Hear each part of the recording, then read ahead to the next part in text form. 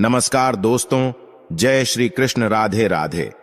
Video शुरू करने से पहले जल्दी से सब्सक्राइब कर लें ताकि हमारी आने वाली वीडियो आप तक जल्द से जल्द पहुंच सके। दोस्तों, हम लोग अक्सर खाना थोड़ा ज्यादा ही बनाते हैं और फिर कुछ खाना बच भी जाता है।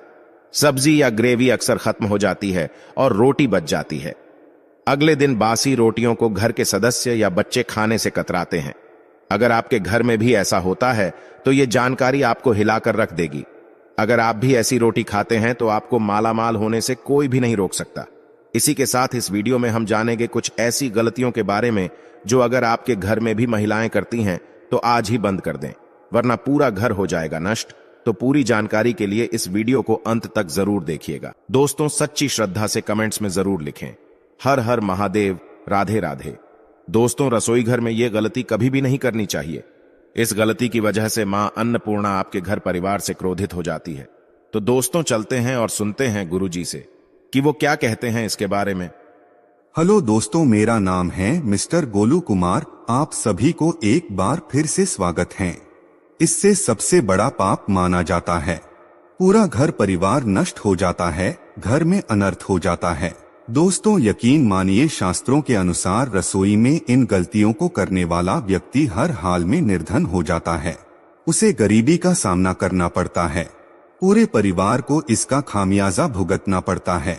शास्त्रों में स्पष्ट बताया गया है कि जिस घर में मां अन्नपूर्णा का वास हो जाए तो मां के साथ साथ सभी देवी देवता एक साथ निवास करते हैं। ऐसा घर कई अनाजों, भंडारों व धन दौलत से भरा रहता है।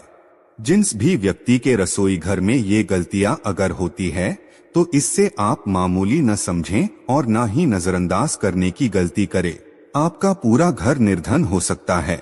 दोस्तों, व्यक्ति अगर जीवन में सफलता प्राप्त करना चाहता है, उसके लिए सबसे ज्यादा जरूरी है उसके स्वास्थ्य का सही होना, और उसका शरीर अगर स्वस्थ होता है तो व्यक्ति हमेशा ही अपने लक्ष्य को प्राप्त कर सकता है।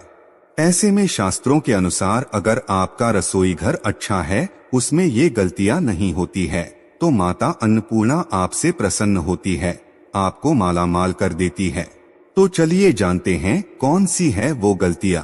लेकिन उससे पहले दोस्त, आपसे रिक्वेस्ट है कि वीडियो को लाइक करें, अपने दोस्तों के साथ शेयर करें, और अगर आपने अभी तक चैनल को सब्सक्राइब नहीं किया तो सब्सक्राइब करके बेल आइकॉन जरूर प्रेस कर ले। दोस्तों, नंबर 1, कई महिलाएं ऐसी होती हैं जो खाना बनाने से पहले स्नान नहीं करती, हाथ पांव नहीं धोती हैं। रसोई घर में खाना बनाते समय इधर उधर जैसे बाल में या मुंह पर हाथ लगाती है और फिर बगैर हाथ धोए बिना हाथों को साफ किए खाना बनाती है, तो ऐसे में खाना दूषित हो जाता है और इस तरह का खाना खाने पर घर परिवार में बीमारी आती है। माता अन्नपूर्णा नाराज हो जाती है। ऐसे घरों में दरिद्रता का वास हो जाता है। ऐसे घर में रहने वाले व्यक्ति कामयाबी हासिल नहीं कर पाते और राहु केतु का भी बुरा प्रभाव पड़ता है। इसीलिए ऐसी गलती कभी भी नहीं करनी चाहिए। हमेशा स्वच्छ हाथों से ही खाना बनाना चाहिए। ऐसा करना माता अन्नपूर्णा को अति प्रसन्न करता है। दोस्तों, नंबर 2, शास्त्रों में बताया गया है कि जहाँ पर गृहिणी भोजन बनाती है वो स्थान स्वच्छ ना हो तो राहु केतु का बुरा प्रभाव तो पड़ता ही है, साथ ही शनि भी रुष्ट हो जाते हैं। ऐसे घरों में कमाने वाले व्यक्ति पर बुरा असर होता है। पूरा घर धीरे धीरे निर्धनता का शिकार होता चला जाता है। इसीलिए रसोई घर हमेशा साफ सुथरा रखना चाहिए और गंगाजल से छिड़काव जरूर करना चाहिए। ऐसा करने से माता अन्नपूर्णा आकर्षित होती है और आपको आपके हर कार्य में कामयाबी मिलेगी। आपके परिवार के हर सदस्य को उनके काम में कामयाबी मिलती है। नंबर 3, दोस्तों, अपने घर में धारदार चीजें नहीं रखनी चाहिए। इससे परिवार में तनाव बढ़ता है और झगड़े आदि होने लगते हैं। ऐसे में रसोई घर में 1 या 2 से ज्यादा चाकू छुरी नहीं रखने चाहिए। ऐसे चाकू जिसका आप अब इस्तेमाल नहीं करते हैं लेकिन आपने अब तक रसोई घर में उसे रखा हुआ है, तो ऐसे ही बेकार पड़ी धारदार वस्तुओं को तुरंत ही बाहर कर देना चाहिए, क्योंकि ऐसी चीजें घर में रखने से नकारात्मकता आकर्षित होती है। इससे काफी बुरा प्रभाव पड़ता है। नंबर 4, रसोई घर के सामने जूते, चप्पल, झाड़ू पोछा कभी भी नहीं रखना चाहिए। इससे माता अन्नपूर्णा नाराज होती है और पूरे घर को गरीबी का सामना करना पड़ता है। इससे पाप भी माना जाता है। इसीलिए आपको कभी भी चप्पल, जूते या झाड़ू पोछा रसोई घर के सामने नहीं रखने चाहिए, क्योंकि इससे घोर अनर्थ हो सकता है और माता अन्नपूर्णा नाराज हो सकती है।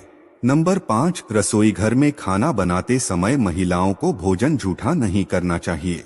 ऐसा करने से मान पूर्ण का अपमान होता है। इससे घर में दरिद्रता का वास हो जाता है और माता लक्ष्मी भी कैसे घर से रूठकर चली जाती है। बहुत सी महिलाएं खाना बनाते समय खाने में नमक या मसाले चेक करने के लिए भी खाने को चखती हैं। ऐसा भी नहीं करना चाहिए।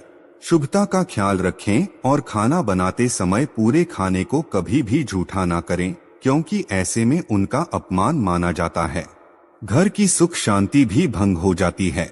इसीलिए अगर आप खाना बनाए तो सबसे पहले आप खाने को थोड़ा कहीं पर चढ़ा दें या थोड़ा सा किसी कन्या को खिला दें, तब भी आप भोजन चख सकते हैं।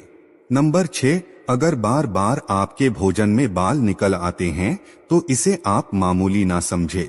ऐसा माना जाता है कि खाने में बार बार बाल का आना राहु केतु का बुरा प्रभाव होता है। ऐसा घर हमेशा निर्धन का निर्धन ही रहता है। खाने में कभी भी बाल नहीं आना चाहिए, क्योंकि यह महान अपूर्ण का सबसे बड़ा अपमान माना जाता है। ये घोर अनर्थ माना जाता है। ऐसे में खाने की शुद्धता भी भंग हो जाती है और परिवार को भयंकर बीमारियों का सामना करना पड़ सकता है। या आप भूल कर भी ना करें। और खाना बनाते समय हमेशा औरतों को अपने बाल बांधकर ही खाना बनाना चाहिए। दोस्तों, वास्तुशास्त्र के अनुसार कुछ वस्तुएं ऐसी होती हैं जो रसोई घर में बिल्कुल भी नहीं रखनी चाहिए। इन्हें रखने से परेशानियों में वृद्धि होने लगती है। नंबर 1, शीशा। घर को सुंदर रखने के लिए कुछ लोग किचन में शीशा लगा देते हैं, लेकिन वास्तुशास्त्र की माने तो रसोई घर में शीशे का इस्तेमाल नहीं करना चाहिए। ऐसा इसलिए क्योंकि किचन में चूल्हा अग्निदेव का सूचक माना जाता है। अगर शीशे में अग्नि का प्रतिबिंब दिख जाता है तो घर में अशुभ माना जाता है। इसके कारण घर में आपसी कलह और कलेश बढ़ने लगते हैं। इसी के साथ साथ घर की आर्थिक स्थिति भी बिगड़ने लगती है। तो ये गलती आप ना करें। नंबर 2, गुथा हुआ आटा। कई बार महिलाएं किचन में रोटी बनाने के बाद गुथा हुआ या बचा हुआ आटा फ्रिज में छोड़ देती है और सुबह फिर से उसी का इस्तेमाल रोटी बनाने के लिए करती है। वास्तु के अनुसार ये सही नहीं होता। रसोई घर में गुथा हुआ आटा रखने से शनि और राहु का नकारात्मक प्रभाव पड़ने लगता है। इसी कारण से जीवन में अनेक प्रकार की समस्याएं होने लगती है। नंबर 3, टूटे कई प्रकार के बर्तन इस्तेमाल होते हैं। हुए बर्तन ना रखें। रसोई घर में कुछ बर्तन बहुत ज्यादा इस्तेमाल होने के बाद टूट जाते हैं, लेकिन कई बार कुछ हद तक टूटे हुए बर्तन का इस्तेमाल हम करते ही रहते हैं। वास्तु के मुताबिक ये अच्छा नहीं माना जाता। रसोई घर में कभी भी टूटे फूटे बर्तनों का इस्तेमाल नहीं करना चाहिए। इससे परिवार के सदस्यों के बीच मतभेद में वृद्धि होने लगती है। चलिए अब जानते हैं कि बासी रोटी खाना आपके लिए कैसा है। दोस्तों, खाना जब भी बासी हो जाता है तो हम उसे फेंक देते हैं। शायद आपने कभी भी नहीं सोचा होगा कि बासी खाना भी आपके लिए अच्छा हो सकता है। ऐसे में जानिए बासी रोटी आपके स्वास्थ्य और भाग्य पर क्या असर डालती है, जिसे जानकर आप भी चौंक जाएंगे। दोस्तों, आपको बता दें कि बासी रोटी पाचन तंत्र के लिए चमत्कार से कम नहीं है। बासी रोटी पाचन तंत्र को दुरुस्त बनाती है।